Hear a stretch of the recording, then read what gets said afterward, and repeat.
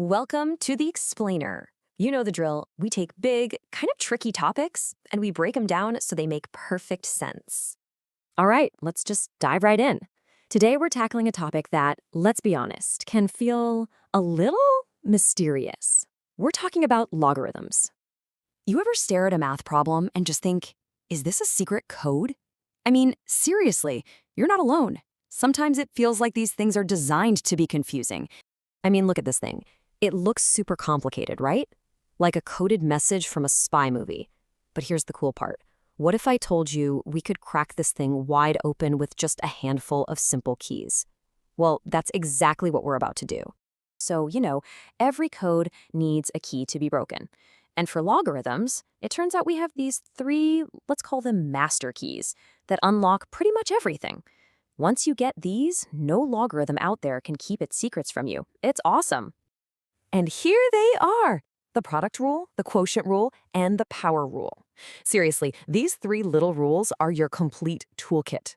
They're everything you need, whether you're taking logarithms apart or putting them back together.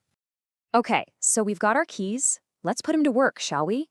We're going to start decoding some of these messages by expanding them, breaking them down into their simplest parts. This is where it gets really cool. All right, let's start with this one. Our mission, should we choose to accept it, is to expand this thing out and see all its little pieces.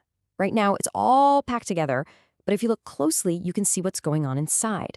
We've got an exponent and some multiplication. First things first, let's deal with that exponent. For that, we're going to grab our power rule key. This rule is so powerful because it's a direct link to how exponents work, and it lets us turn that power into some simple multiplication. All we have to do is take that 2 from the top and move it right down to the front. And just like that, boom. The expression is now 2 times log of 2x. See? So much cleaner already. But hang on, we're not done yet. Look inside those parentheses. We've still got a product in there. It's 2 times x. So what do? We grab our next key, the product rule key. And this one lets us break apart any multiplication happening inside a log and turn it into simple addition, which turns the whole thing into 2 times the quantity log 2 plus log x. And there it is. How cool is that? We've totally cracked the code. All its simple, understandable parts are laid out for us to see. But wait, there's more. The absolute best part about these keys is that they're not a one-way street. They work in reverse.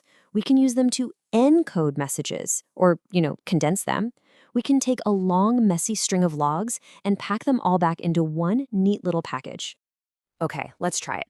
Let's try this longer expression. Our goal is to use our keys to squish this all down into one single, compact logarithm. If you look, we have all the clues we need. We've got some addition, some subtraction, and these numbers out in front, the coefficients. All right, using our keys in reverse, here's how we build it back. First, those coefficients, the 3, 4, and 5, they go back to where they came from. They move up and become exponents. Then you see the terms that are being added, the log a and log c. They get combined through multiplication in the numerator. And that term being subtracted, the log b, that one gets sent down to the denominator. And just like that, all the pieces are locked back together. Perfect. So here's the really crucial takeaway. Expanding and condensing, they're just two sides of the same coin. It's like decoding a message versus encoding one. You're using the exact same set of keys, you're just turning them in a different direction. It's that simple. Okay, so we can juggle these expressions around. That's cool and all, but why does this even matter? What's the point?